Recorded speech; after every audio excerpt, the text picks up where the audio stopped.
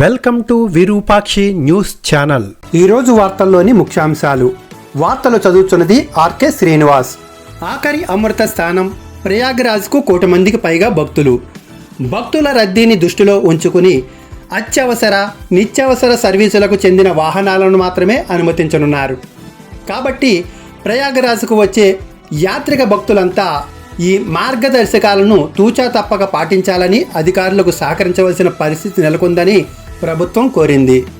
చివరి రోజు అమృత స్థానాల కోసం 1 కోటి మందికి పైగా భక్తులు వస్తున్నట్లు అధికారులు అంచనా వేస్తున్నారు. కుంభమేళా ప్రాంతంలో రద్దీని తట్టుకుని నియంత్రించే దిశగా ప్రత్యేక చర్యలు చేపట్టనున్నారు. ఇందులో భాగంగా లక్నో వైపు నుంచి వచ్చే భక్త యాత్రికుల కోసం పాపామౌ ఘాట్ను, మీర్జాపూర్ వైపు నుంచి వచ్చే వారి కోసం ఆరైల్ ఘాట్ను రిజర్వ్ చేశారు. ఇక కౌశాంబి నుంచి వచ్చే భక్త యాత్రికుల కోసం సంగం ఘాట్ను కేటాయించారు. మరోవైపు ప్రయాగరాజ్కు వెళ్లే అన్ని ప్రధాన రహదారుల్లో పోలీసులు భారీగా మోహరించినట్లు తెలియజేశారు. వాహనాలు సాఫీగా ముందుకు సాగేందుకు ఇటువంటి చర్యలు తప్పవని తెలియజేశారు. ఇందులో భాగంగానే 40 పోలీసు బృందాలు మోటార్ బైకులపై ఆ మార్గాల్లో మోహరించి ఉంచారు. ప్రయాగరాజును కలిపే 7 ప్రధాన రహదారుల్లో అదనపు డైరెక్టర్ జనరల్, ఇన్స్పెక్టర్ జనరల్ వంటి స్థాయి అధికారులు విధుల్లో ఉండనున్నట్లు పత్రికా సమావేశంలో తెలియజేశారు. ఈ ఏడాది అక్టోబర్-డిసెంబర్ త్రైమాసికంలో భారతదేశ ఆర్థిక వ్యవస్థ 6.2% వృద్ధి నమోదు చేసింది. ఇది గత త్రైమాసికం జూలై-సెప్టెంబర్తో పోలిస్తే 5.6% కంటే మెరుగ్గా ఉంది. ప్రభుత్వ వ్యయం, పట్టణ వినియోగం మెరుగుపడటం వల్ల Q3 జీడిపి వృద్ధి 6.2 నుండి 6.3% మధ్య ఉంటుందని ఆర్థికవేత్తలు ముందుగానే అంచనా వేయటం విశేషం. రైతులు ఎంతో ఆశతో ఎప్పుడెప్పుడా అని ఎదురు చూస్తున్న తీపి కబురు రేవంత్ రెడ్డి సర్కారు వినిపించింది. 3 ఎకరాల వరకు సాగు భూమి ఉన్న అన్నదాతలకు రైతు భరోసా నిధుల విడుదల ప్రక్రియ వెంటనే పూర్తి చేయాలని డిప్యూటీ సీఎం బట్టి విక్రమార్క అధికారులకు కీలక ఆదేశాలు జారీ చేశారు.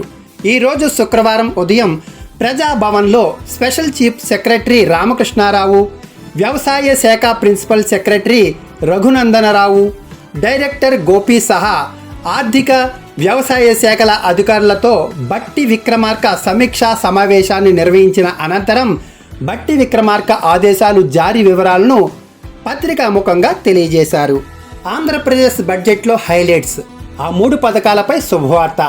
ఆంధ్రప్రదేశ్ ప్రభుత్వం బడ్జెట్ను ప్రవేశపెట్టనున్నది. రాష్ట్రంలో కూటమి ప్రభుత్వం అధికారంలోకి వచ్చిన తరువాత తొలిసారి పూర్తిస్థాయి బడ్జెట్ను సమర్పించనుంది. శాసనసభలో ఆర్థిక మంత్రి పయ్యావుల కేశవ్, శాసన మండలిలో మంత్రి కొల్లు రవీంద్ర ఈ బడ్జెట్ను ప్రవేశపెట్టనున్నారు. అసెంబ్లీలో వ్యవసాయ బడ్జెట్ను మంత్రి అచ్చెన్నాయుడు, శాసన మండలిలో మంత్రి నారాయణ వ్యవసాయ బడ్జెట్ను ప్రవేశపెడతారు. 3.24 లక్షల కోట్ల అంచనా వ్యయంతో బడ్జెట్ ప్రవేశపెట్టనున్నారు. రాష్ట్ర బడ్జెట్లో సంక్షేమ పథకాలు, అభివృద్ధి పనులకు ప్రాధాన్యత ఇస్తున్నట్లుగా ప్రభుత్వం పేర్కొంది. ప్రధానంగా సూపర్ 6 హామీలతో సహా ఎన్నికల్లో ఇచ్చిన హామీలకు కేటాయింపులు ఉంటాయని భావిస్తున్నారు. అమరావతి, పోలవరంతో పాటుగా సాగునీటి ప్రాజెక్టులకు కేటాయింపులు కూడా ఇందులో ఉంటాయని పేర్కొన్నారు. చిన్నారులను కూడా వదలక లైంగిక క్రీడలకు పాల్పడిన నిందితుడి మానసిక ప్రవర్తన చూసి పోలీసులు నిర్ఘాంతపోయారు. చిన్నారులు, జంతువులకు ఎక్కువగా ఆకర్షితుడై శృంగార కార్యకలాపాలు నెరుపుతున్నట్లు అతడి డైరీలో చూసి అధికారులు షాక్ అయ్యారు. ఎవరెవరిపై లైంగిక క్రీడలు జరిపాడో వాటి వివరాలను ఎప్పటికప్పుడు అతని నోటుబుక్లో వ్రాసుకోవటం గుర్తించారు. ఆ ఘటన తర్వాత మరో 4 చిన్నారులు కూడా అతని వల్ల బాధిత లిస్టులో చేరారు. 2020 సంవత్సరంలో న్యాయస్థానం జోయోల్ను దోషిగా తేల్చి 15 ఏళ్ల జైలు శిక్ష విధించింది. ఈ కేసును మరింత లోతుగా దర్యాప్తు చేస్తుండగా అతడి పాపాల చిట్ట ఒక్కొక్కటిగా బయటపడింది. అయితే బాధితుల్లో చాలామందికి తాము అత్యాచారానికి గురైనట్లుగా ఏమాత్రం విషయ పరిజ్ఞానం లేకపోవటం గమనార్హం. జోయల్ డైరీలో తమ పేర్లను చూసి తామే ఆవేదనకు గురైనట్లు వ్యక్తం చేశారు. 4 నెలలుగా ఈ కేసులో విచారణను ముమ్మరం చేయగా తాజాగా అతడు కోర్టులో నేరాన్ని అంగీకరించాడు. 1989 సంవత్సరం నుంచి 2014 మధ్య 158 మంది అబ్బాయిలు 141 మంది అమ్మాయిలపై అతడు అత్యాచారానికి పాల్పడినట్లు న్యాయస్థానంలో ఒప్పుకున్నాడు. వీరిలో అత్యధికులుగా ఉన్నవారు చిన్నారులే కావటం విశేషం. తాను చాలా క్రూరమైన పనులు చేశానని, ఆ పిల్లల మనసులను తీవ్రంగా గాయం చేశానని, ఈ క్రూరమైన పని వల్ల కలిగిన మానసిక గాయం ఎన్నటికీ మానదని తెలిసి కూడా అలా ప్రవర్తించానని, తన చర్యలకు పూర్తి బాధ్యత వహిస్తున్నానని జోయల్ తెలిపాడు. ఈ కేసుపై విచారణ జరుపుతున్న కోర్టు ఇతనికి ఎలాంటి శిక్ష విధిస్తుందో వేచి చూడాల్సి ఉంది. గేదెల పోషణ కోసం రెండో పెళ్లికి సిద్ధమైన మహిళ. వివాహం చేసుకున్న జంటకు 35,000 రూపాయలు బహుమతిగా అందిస్తున్నారని మొదటి భర్తకు విడాకులు ఇవ్వకుండానే మరో వివాహానికి సిద్ధపడింది మహిళ. మండపంలోకి వచ్చిన ఓ వృద్ధ జంట నేరుగా వధూవరుల వద్దకు వచ్చింది. దాంతో ఒక్కసారిగా షాక్ అయింది అక్కడున్న వధువు.